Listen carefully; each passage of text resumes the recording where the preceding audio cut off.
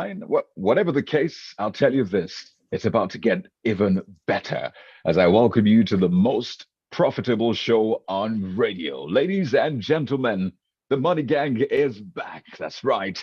Put your hands together. Yeah, it's okay. The Teach You How to Make Profit Gang is back. Give it up for the Financial Literacy Public Enlightenment radio series brought to you by the Bankers Committee. Well, I'm particularly excited today. You're wondering why?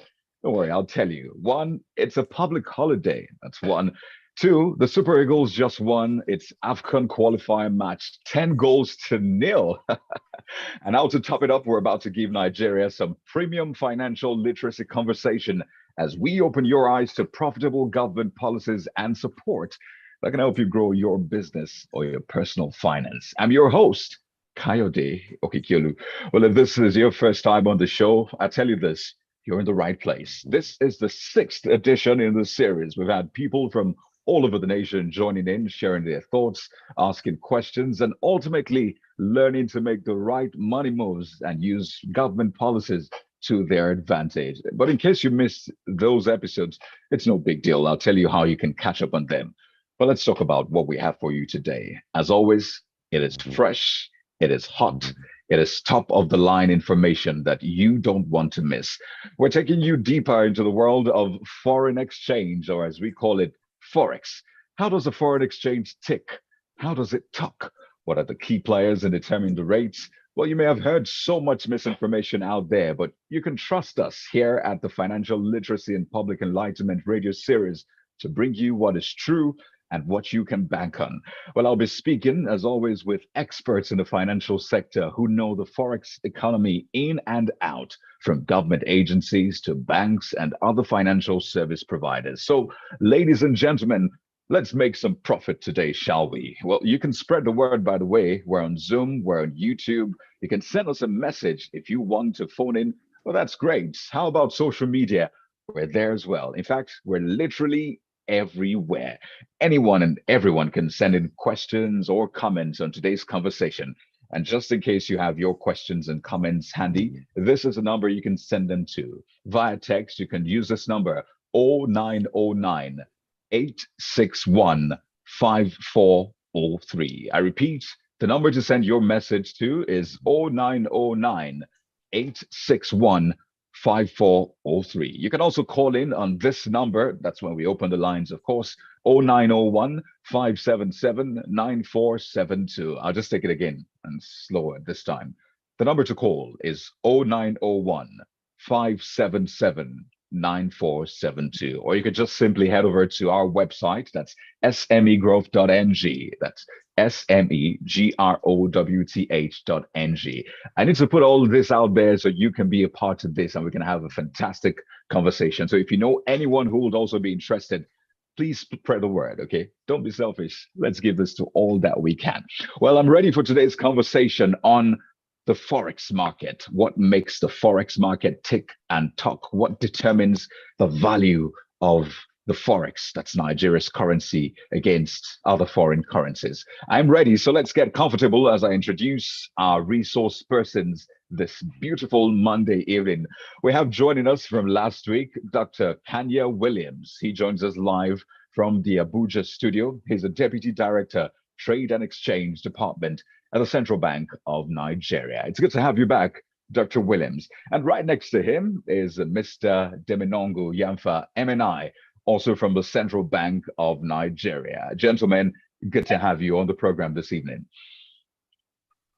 Thank you for having us here, Kaide. Good to have you. Joining us virtually as well is Aderemi Oladipo, who's head treasury at Jais Bank.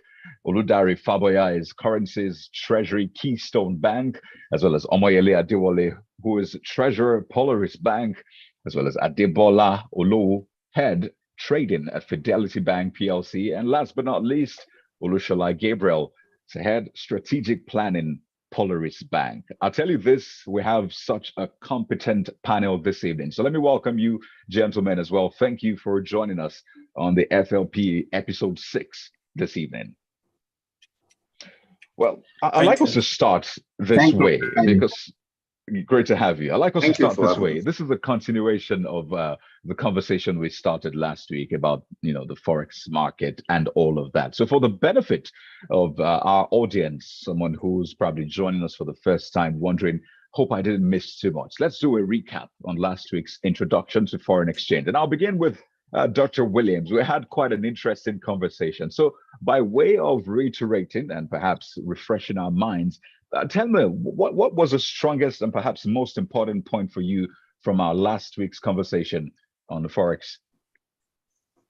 Well, the most important point last week was actually the time part of it that we're going to continue today was we touched on some certain determinants of the foreign exchange, especially from the consumption part of it, where we were picking issues like what necessitates most of the consumptions that we have, like medicine, somehow education, and then how these things have been expanding across time right over the years, compared to a restricted source of foreign exchange who had just been oil, and we called it a port. Last week, we remember that the port has not enlarged itself, but demands for foreign exchange keeps on expanding, and that has led us to the situation we find ourselves today.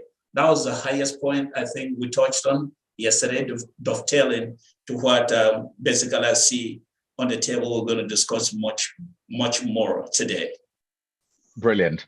Thank you, Dr. Williams. Essentially, we talked about how demand and supply affects the value of the naira against other foreign currencies, and it was quite an interesting conversation, learning just how the forex is determined. So yeah, Dr. Williams has maybe given us some sort of recap, but by way of extending this conversation and getting your opening comments, I'll switch to you, Mr. Yamfa. Well, we've talked about the demand and supply side, but by way of introduction as well, what is the most important thing or the most fundamental thing you want our audience to know about forex before we get deeper this evening? Yeah, thank you. I think one of the high points I would like to mention is the significance of forex to every economy, and Nigeria being part of the global economy. Forex is very important, and it helps to build the development of an economy. And because every economy is interdependent, it helps to support the development process. And generating forex, as well as making use of it, is one of the most important things that each and every economic agent have to place emphasis on. I think that is one of the highlights I would like to mention at this moment. To go further. Great. Fantastic. Thank you very much, Mr. Yaffa. Quite an interesting start of point there. So, you know what? Let me just take the opening comments for maybe 30 seconds from our other panelists, and I'll head over to Omoyele Adewole from Polaris Bank. Your opening comments really on the forex. Just let's warm up to this one this evening. All right. Thank you, Kayode, for having me. Once again, congratulations to everyone on the success of Super Eagles, and happy Democracy Day.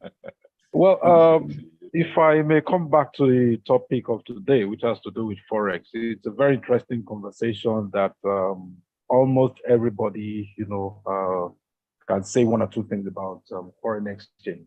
But to me, simply put, I think it's a way what determines the value of my currency against other economies. I mean, it's been said, it's a global economy. At some point, I want to look at how my currency also exchanges with other countries' currency. So it's the strength of my currency, that I would refer to as the foreign exchange. So I'm able to compare the strength of my currency with other currencies. That's a simple term I'll give, the term foreign exchange. Now, in terms of how, the use and all that, I'm sure as we continue the conversation, we're going to go into that, how we, affect other things. But simply put, my currency versus other currency, what is that point of equation? That's foreign exchange. I like the way you put it, my currency versus other currencies, just like Super Eagles versus Sao Tome and Principe. Okay, so let's dive deeper now, shall we? I mean, everybody's itching to get into this conversation about key players in determining Nigeria's forex rates. And I'll go back to Dr. Williams. I'll also get the opening comments of others, but let's delineate and sort of break down Nigeria's foreign exchange market rates, the economy as a whole. Dr. Williams, what determines the value of our Naira? Excellent questions and quite interesting. I appreciate Nigerians all over, from the lowest to the highest, that they have all these variables known unto them. We have the supply, we have the demand, we have inflation as I see it here, being put it here, not tangential, not so much significant, but tangentially. And then we have something on the fiscal part of it. I could see speculation, which is quite very important, put in here. And then the crux of the matter, the importation and receipt of crude oil. And then if you take this one, like one of us gave us an economic formula last week. If you put this one in economic formula, in econometrics, that's one thing we call the unknown. Now that unknown is very, very critical, and we touch part of it, that is the spending habits and appetites for us. So in a nutshell, what we have known what the rate, exchange rate is all about. The money, the things you're going to buy from somebody, you're going to use your money, you're going to look for the dollar, which is a reference currency in the world, to pay for what you're importing from somebody out of your economy. So how much you buy in quantity and in value, and how much you export, you sell, is what determines your value of your currency. And I'll give just a simple example because we do not have time. Medicine in Nigeria is a necessity. If we are buying our Panadol, for instance, from Germany, we are not producing Panadol yet at year 0. And then we have to import that one. You know, we're going to look for dollar or whatever to pay for the Panadol we're importing from Germany. What will determine our rate in that year 0 will be what we sell also to generate money externally to bring in the Panadol. As time goes on, year 1, year 2, year 3, if we're able by technology to also start producing Panadol, here we're reducing our dependence on Panadol. And that shapes our, exchange rate. Or somehow, if we have open markets for what we call competitive advantage of a product, say granite, that we have to sell in another economy, which generates equal to or more than what we pay in paying for that Panadol, that shapes our foreign exchange equally. But when you have a situation where your money, your external reserve generation at that year 0 remains the same thing, while in years 1, 2, 3, 4, your importation expands beyond, you have a bad situation. So it's just a balance of what you sell outside and what you buy from outside that determines your rate. If you are in an economy that sells much more than you import, then your value of your currency will shape in it. There's nothing beyond this except the unknowns, the little unknowns, fiscal policy, monetary policy, and all the rest that shape it. But these are the fundamentals. Fantastic. What we buy outside versus what we sell outside. We sell to the world. Okay, I would like to add to that, if I don't mind. What we sell outside. Yeah, I'm coming to you, Mr. Olusola Gabriel, really, because I know that this is an area that this is your forte as well. There are other factors, perhaps, so maybe you could just add to that point made by Dr. Williams. Okay, thank you, Kayode. Then good evening, Nigeria. Again, let me congratulate the Super Eagles for the victory over Sao Tome, and happy Democracy Day. Okay, to add to what Doctor said, the level of your foreign reserve is also very strategic in determining the value of the currency of any economy.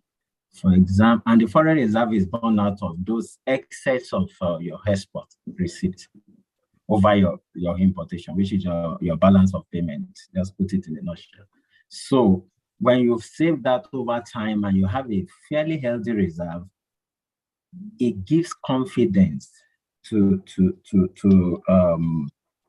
the market that, oh, this country is able to defend its currency, then you have, when that confidence is there, what you will see is that speculative attack against the currency will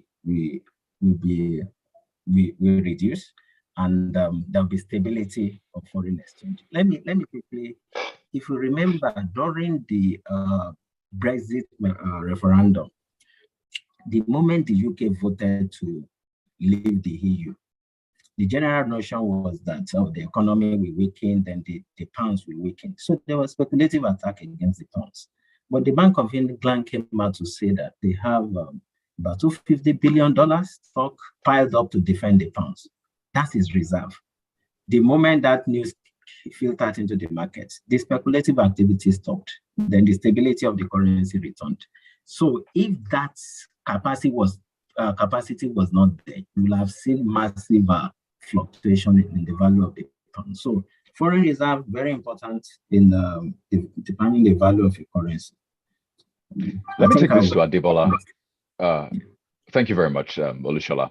Well, Adebola, so some points have been made about foreign reserve, what we buy, what we sell, but it looks like this whole forex market or the economy is such a huge one. So maybe you can just take us further regarding what exactly determines the value of our currency.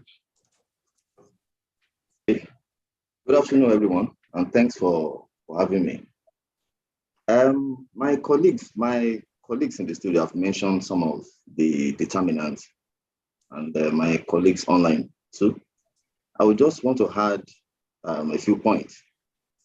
The level of the country's interest rate goes a long way in determining the value of your currency. So let me give an instance. If in Nigeria,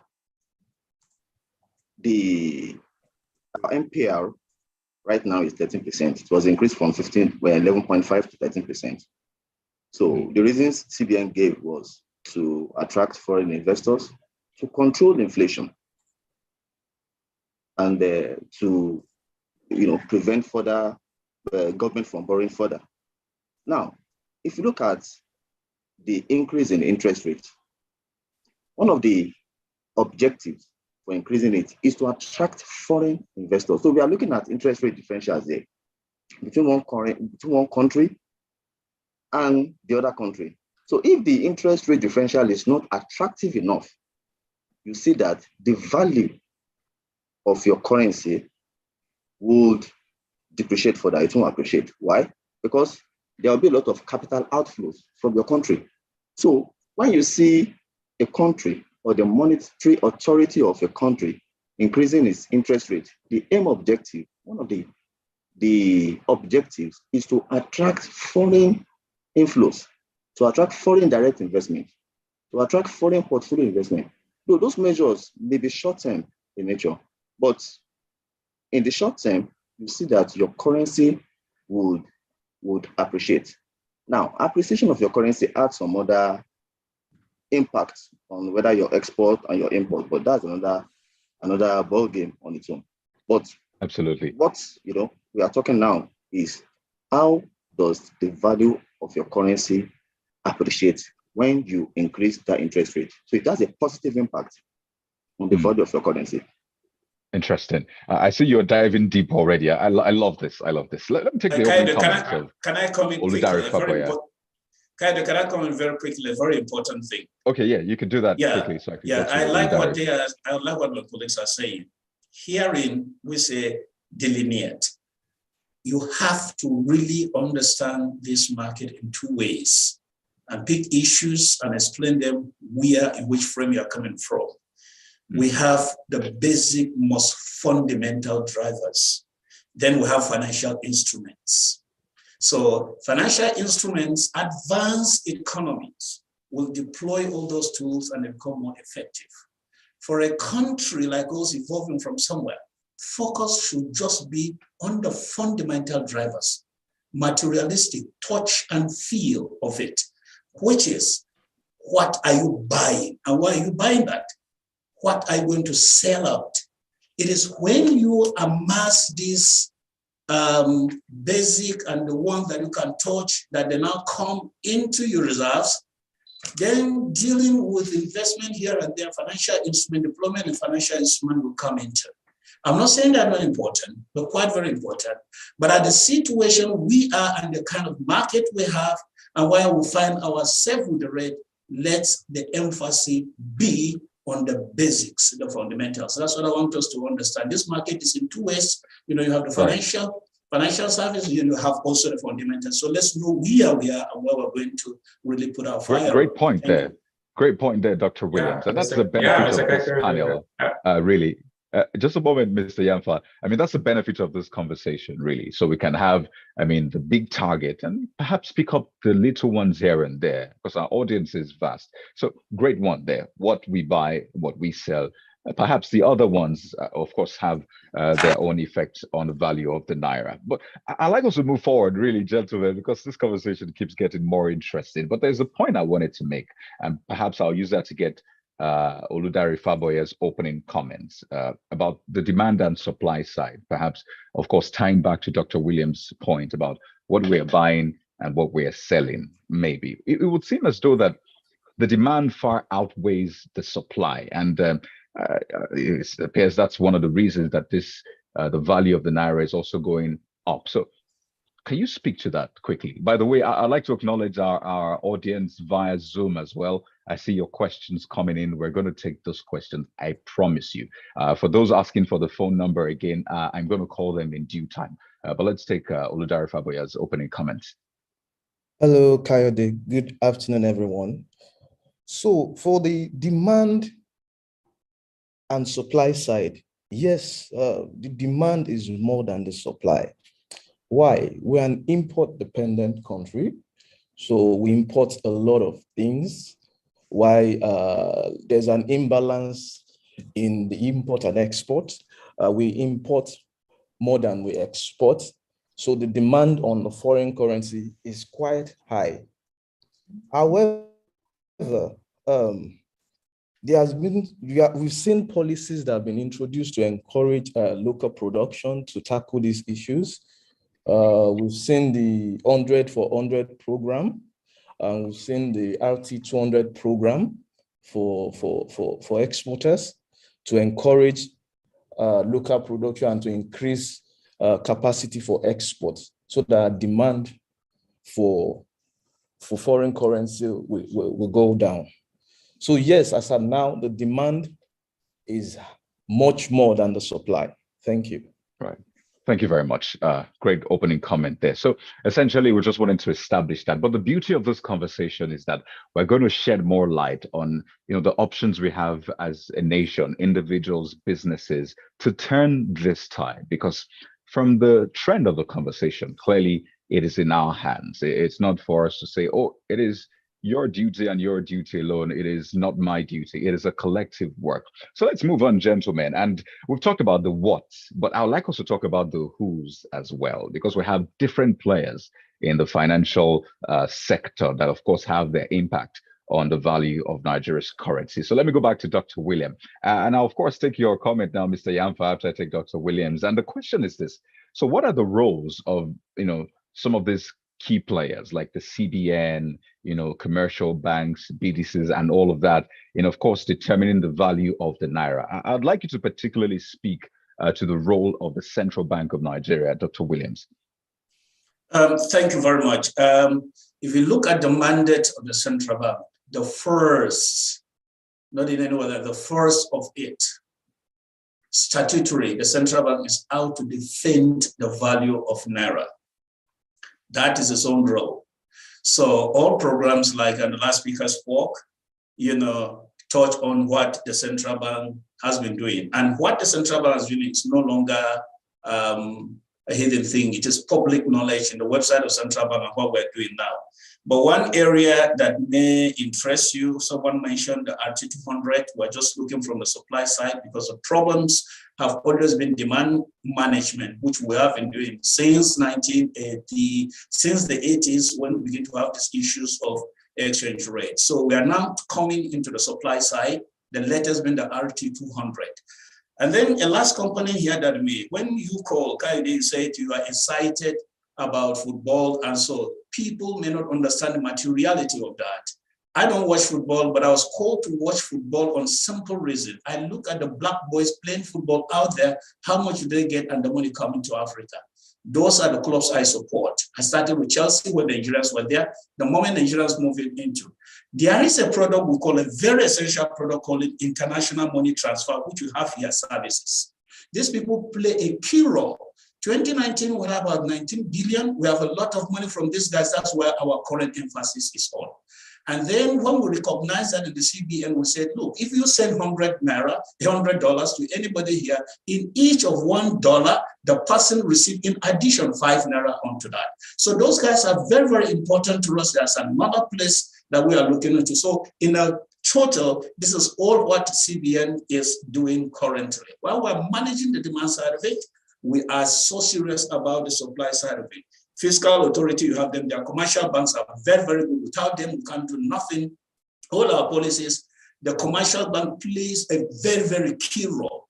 If there is no commercial bank, nobody can do anything. They stand into, defending the value of Naira by their transaction, reduction of costs, the innovation they put in. So, Dr. Williams, we'll come to the commercial bank component in a moment, but I'd like both of you to speak to this in the Abuja studio. So there's a thinking out there by perhaps a general population that, the central bank has the powers to literally decide on the value of the Naira as though you have a switch or some policy you can just roll out and then it will just crash the value of the Naira. That is a thinking out there, really. And I'd like you to speak to that. We're due for a break in a minute and a half, but perhaps we can touch on that before we go on break. Right, I'll quickly touch on that. It's an issue of capacity and response.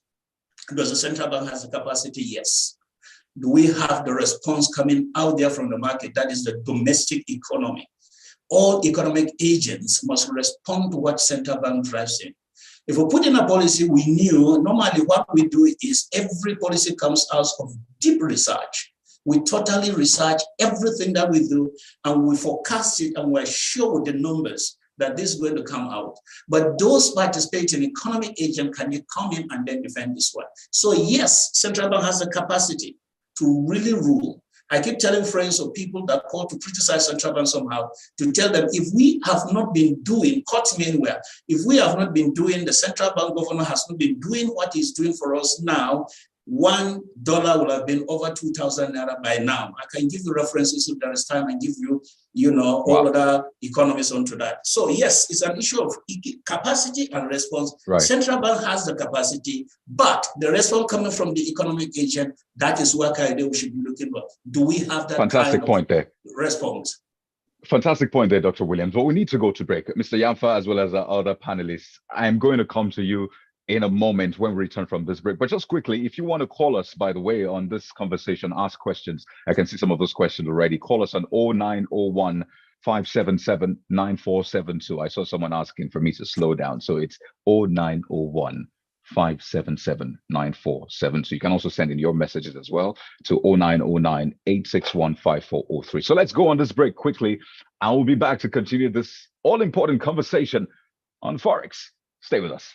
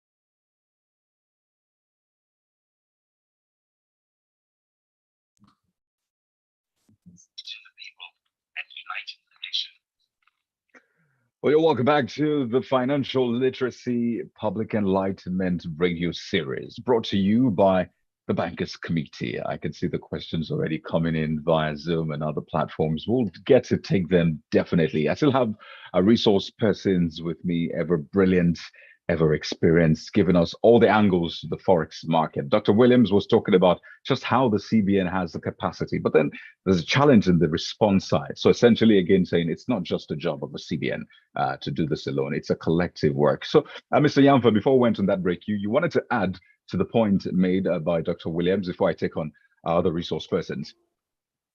Yeah, thank you.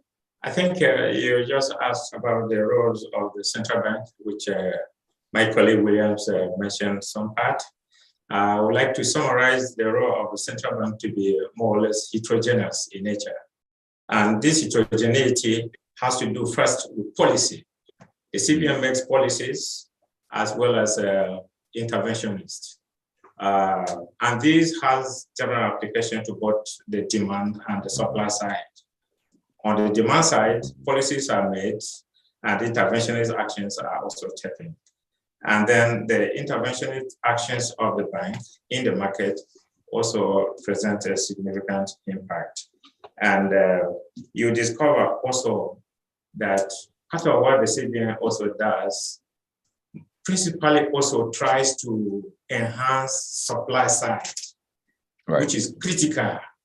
And if we are able to build on the supply side, demand can be managed, even though at present it is highly, very huge. So emphasis is on generating that effect, and which is what the central supply, and it's part of what the CBN is really doing a very great task. Through its own we'll come to some of those other policies, Mr. Yamfa, M&I. We'll come to some of those policies, but let's talk about the roles of others. So yes, we've talked about the CBN, but don't forget we have banks in this. We have the BDCs and all. So Omoyele Adewole from Polaris Bank. I mean, you're a member of the bank ecosystem. So the role of banks in all of this. Yeah, it's quite interesting. I mean, if you follow the conversation from the beginning, what is the underlying thing there is we need to sell more. If I use Dr. Williams and the way he puts it, we need to sell more. The question is, what are we selling? So I need more of those products that I need to export to generate this foreign exchange. And even doing that, what it means is the banks need to create that enabling environment for the SMEs by way of having that intervention scheme. And that is what is actually happening, these days. CBN also plays the same role. So if you look at the SME space now, where you have those industries that may actually generate those products that will export to end this foreign exchange, the banks now come as the enabler in terms of providing the facility for them to run. We've seen a lot of SME, programs in terms of, creating the forum to educate the SMEs, provide those facilities, support them. Even when it comes to bookkeeping, we have banks that are also doing that for the SMEs. So, so that their products, in terms of even standardization, the banks are also, involved in some of these things in helping the SMEs. So the products become sellable in the international market. And that's the way we can actually, generate those foreign exchange to bring in, such that what we are getting, our net exports, is, becomes positive for the country. And that, in effect, will help grow the reserve, which actually strengthens the country's currency. So the banks, in terms of provision, financial support, in terms of, product standardization, in terms of training, in terms of, even the access to the international market, a lot of SME programs are, being done these days. Banks will organize that. So we bring, all the SMEs together, encourage them in terms of products that are even sellable in the international market, what standard they need to do. So, those are some of the roles that, the commercial bank also, play in terms of, boosting, the country's export towards exchange generation. Great. So it's, all hands on deck approach. Olusola Gabriel, I know you want to add to this. So we talk about the CBN, the commercial banks, but don't forget we have BDCs, we have consumers. We've talked about consumers and those who demand for Forex, even Forex traders themselves, international money transfer services. Which of this do you want to bite on? All of those are important, but I want to let me come from the CBN's point of view. The importance of CBN in foreign exchange management is somewhat overrated by the general public. There is this belief that CBN holds the magic wand, it determines the foreign exchange. CBN does not determine this foreign exchange. I would like you to look at the CBN like a storekeeper who maintains the store and is not part of the production team. So what comes into the store is dependent by those that are producing. So you and I, Kayode, we are those that are producing for this economy. Every member, every one of us is an economic agent, either by our consumption pattern or on the supply side by way of exportation. So I said that to say this, that because CBN is not responsible, you and I are responsible. The larger economy is responsible. So we need to begin to see that the moment we begin to control our appetite for imported products, and we begin to, contribute more towards exportation. We are strengthening the country's currency. We are actually more responsible in a way. CBN is just to drive and ensure that the environment is suitable. But if we don't lead that charge, there's little the regulators can do. Yeah, you talked about the remittance. That is another factor that is gaining, is growing in importance in determining the value of foreign exchange. And like the doctor said, $19 billion in 2019. This year, we're probably going to be closing around 23 billion. That's foreign remittance. It's actually, outstrip oil in terms of importance to FS supply. So those are other areas that are very, very important in determining the value of the exchange. Of course, there are other players. I'll leave my colleague to speak to those. Thank you. Absolutely. Thank you for your magnanimity, really. Let me take this back to Adebola Olowu. And I wanted to try to touch on some of the questions because they relate to some of the things we talked about. By the way, you can send in your questions. If you're not on Zoom, you can send your question to 0909-861-5403, or you can just call us up. I can see calls coming in already, 0901-577-9472. Again, 0901-577-9472. But there's this question. In fact, I've seen it twice now. One from Abubakar Musa, and he's asking, if I want to import machineries to scale up, how do I get Forex at the official rate? And I see that earlier on, Abdurrahman Hamzat also said, where does a beginner importer go to for Forex at official rate and at ease? Adebola, I hope I'm not putting you on the spot here, but is this something you want to take on? Because the question keeps coming. Yes, let me touch on that. Okay, for my answer to that question is just, my one of us mentioned the fact that CBN normally acts as the supplier of FX. So, so banks, they play and they act as intermediary, between the CBN and the users of the FX. So when CBN sells, they don't sell to customers directly; they sell to through banks. So when they sell through bank, there are several windows CBN sells. So to be specific, we have the retail SMIS window, where the Abubakar Musa can actually access through any of his banks. They sell that FX, twice in a month. And apart from that window, we have the importers and exporters window.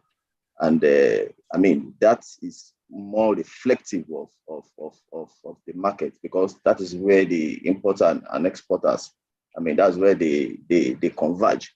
You know, so those are the main official sources of FX Abubakar Musa can access through any of his banks, and he will get FX at the official rates rather than the unofficial rates at above 600.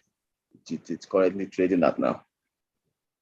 Thank you very much. So for Abdurrahman Hamzat as well, I guess you've gotten an answer to that question. Thank you very much. There's actually another question. This is a bit more fundamental. And I'd like Oludare Faboya to take this on.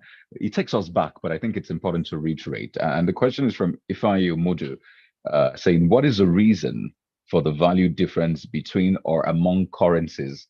And the question is, what actually is the reason for it? And is the difference really important? If so, why? Kayode, like you said, this is a fundamental question. It's basically demand and supply. Demand and supply of on a particular currency pair. You know, like we said, that the foreign exchange market is where people, with a market where currencies are being traded, you exchange one currency for another. And fundamentally, demand and supply is what causes the difference in currencies. Okay. Thank you very much for that one. Let me go back to CBN. Clearly, there are lots of questions for you on the show this evening. And I'll take this one from, let me see, I saw this one from Monday Aka, sending us a message on a Monday evening. And this is the question for the CBN. Why does it take time for one to do Form Q?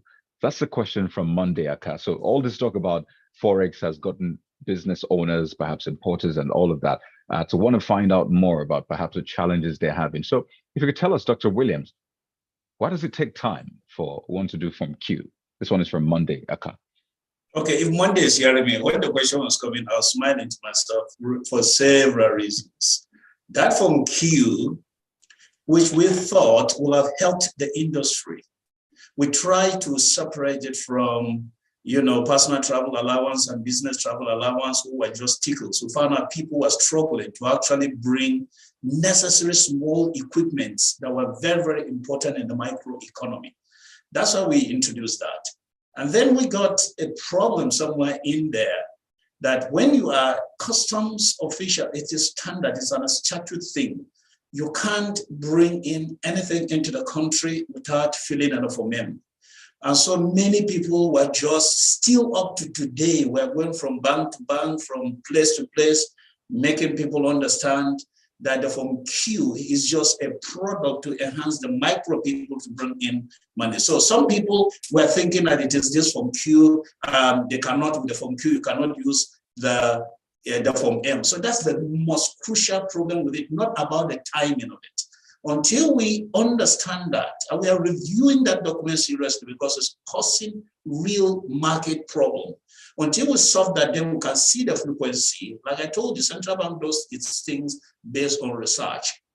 And then when we now understand and clear the documentary issues, harmonize them, understanding between us and the importers, and then the banks and everybody using it, then we can come down to the question of frequency, which can easily be managed. It is frequency and also the amount of it. Does it even satisfy that segment of the market? You can see what we do with BDC. Sometimes we call them in, sometimes we say stay out, sometimes bring in. These are all the evolutions responding to what we put into and what the market choose. I hope this one answers this question, but I think the material question that we are having out there in the market is a confusion between the Form Q and then the filling in the Form M. Okay. Thank you very much. I don't know if Mr. Yamfa MNI wants to add to that one, just to at least give Monday Aka some more light on that one. I see there's another one, by the way, but I'll take that on. But Mr. Yamfa, do you want to add to that? No, I think he has answered it very explicitly. And I think the other point is, I would like to advise that all banks are authorized dealers at the CBN Forex window. So when customers have some of these challenges, instead of probably waiting for this opportunity to arise to ask certain questions for clarification, they can walk into their bank, ask for their relationship manager or even the branch manager and seek for those clarification. Because the CBN interacts with banks very regularly. And even in the financial markets, such interactions are far more frequent than you have at the bankers committee level. So when we interact even with treasurers of banks, wherever they have issues with even their customers, they seek for some guidance and we volunteer all guidance clarifications to them. So if customers have issues, I think it helps them because the banks are closer to them. It will be easier for them to just walk in and seek for such assistances. I think that is really important to mention. Thank you. Right. Thank you, Mr. Yamfa. Well, call me up right now on the program. You're listening to the Financial Literacy and Public Enlightenment radio series brought to you by the Bankers Committee. Today, we're answering all of your questions on Forex. And when I say all, I mean all, but as much as you can get in within the time frame of the show anyway. So if you want to call me up right now, pick up your phone and dial 0901 577 9472. Again, 0901 577 9472. Questions have been coming in left, right, and center. And I'll go to Omoyele Adewole. I know not once, not twice, we've mentioned that policy, the Naira for dollar policy. And okay, you know what? Let's take this call before I come to Omoyele and see what we have on the line. Hello, good evening. Hello, good evening. My name is Francis General. Hi, Francis. Good to have you on the show. I'm calling from Qatar. Oh, lovely. So go ahead. What's your question? My issue is that now is the right time for farmers in order to produce all the what country needs in order to produce that food for the needy. Right. And in the situation wherever a farmer is looking for a credit in order to continue or to start something at the right time, it's very difficult for him to get. How can a person get at least an agricultural loan in order to continue or to start something that? I'm sorry, Francis, can you take that last part again? How can a farmer get what? How can a farmer get that a loan in order, a capital loan in order to start the production at the right time? That's my question. Okay, your question is about capital. How can a farmer get capital? Okay, Francis, well, the conversation is on Forex, but this is what we'll do. I'm going to at least make an exception for you so I can get the response from one of our resource persons because food is very important, you know. Thank you very much, Francis. Well, I was going to come to Omoyele Adewole, but let me just throw this open. Francis calling us, apparently he's a farmer, and he's quite particular about the role of farmers in feeding the nation and all that. But the concern for him is getting capital. And I don't know, any off-takers, he's wondering how can a farmer get capital so they can feed the nation and perhaps even export? Yeah, let me throw some light. Yeah, his question is quite relevant, and I appreciate him for that because you see, part of the forex management actions by the central bank is to fund agriculture, just as well as funding the SMEs. Because when agriculture is funded, the import bill on food produce that is being imported is low down, is reduced, is cut down, and is highly relevant when he asked about that. That is why you see, CBN has provided even funding schemes for agriculture, and the Anchor Borrower Scheme is one of the flagships. Right. So many other programs with respect to funding agriculture are also in place. The Micro, Small, and Medium Enterprises, Micro, Small, and Medium Enterprise Development Fund also addresses agriculture. So if it goes in there, it will also be okay. Agribusiness, Small, and Medium Enterprises Investment Scheme is also part of that funding for agriculture, which he can access. And accessing these funds means he simply has to go to his bank and apply to be able to access some of the CBN funding schemes for agriculture. Because when agriculture is boosted, food is supplied locally, and the amount that foreign exchange that would have otherwise been used to import will be avoided and will be saved and diverted to other areas of economic need. And that is why you see the funding for rice has significantly cut the bill on rice. Okay. And well, so there you much go, effort Francis. is also on palm oil, on wheat. Mr. Yamfa is going all out for you, Francis, and I'm sure you appreciate that. So funding I think I need to just interject quickly, just 60 seconds, no more than that. I think let's what make boils it 30 down, so we can bring in others. Go ahead. What boils down here, and I'm pleading with the commercial banks, it is practically lack of knowledge. Specifically, in the first quarter of 2019, Farmers Association came and met with the CBN governor.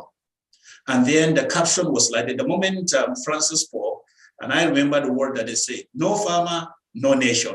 And that was the truth. So the central bank governor took it and product by product, just like Yamfa has mentioned some of the product, I don't want to go into that. But down the line, 2019 up to now, we're still seeing that knowledge gap quickly. And then when I see commercial banks making advertisement, none of this information is passing through. I think I'm pleading, not that I'm accusing our commercial banks, but I'm pleading, please, educate the Nigerian public. We don't want farmers calling here at this time and saying they don't know this while the information is in your purview. Right. Please educate the people and get connected to the people and let's see this. And that's a beauty, so really, Dr. Williams. That's the beauty of FLP, brought to you by, incidentally, the Bankers Committee. So essentially to shed more light on all of these policies, not just banks, but even of the CBN. So we have just about 5 minutes to close, but I need to take the closing comments of our other panelists. So it just doesn't look like a CBN show this evening. So let me go to Mr. Omoyele Adewole. So a lot has been said, and I'd like us to wind down on the positives, really. So we know who and what is responsible for the rates, but we also know that there are policies, there are ways around us winning ourselves from what has been described as a dollarization of the economy. So, Mr. Omoyele, your closing words on this. All right. Thank you, Kayode. I think a lot has been said. Let me just quickly, just a minute on the last question. The banks are also doing a lot in terms of educating the public when it comes to how to support their businesses. That is being done. So even for the general public, when they have issues like that, I'm sure there are desks in the respective banks where they can go to, and they can actually get information as per how what kind of fund is available to support their various businesses. That is available with the banks. Now coming back to this topic of discussion. Dollarization. I think we need to start with a complete shift of orientation. There's a lot of belief in holding a currency that is different from our currency, and I think we need to move away from that and have the faith in our own currency, such that the undertone of this speculation and people not trusting the naira to some extent will reduce. Right. We need to begin have faith in our currency. Exactly, have faith in our currency. I think that's a point to hold on to, Mr. Adewole, because of our time. Let me switch to Mr. Olusola Gabriel. Your closing words on this one. Okay, Kayode, thank you very much. Let me add that the issue of dollarization is actually there is a security threat to it. It's a tactical surrendering of your sovereignty as a nation.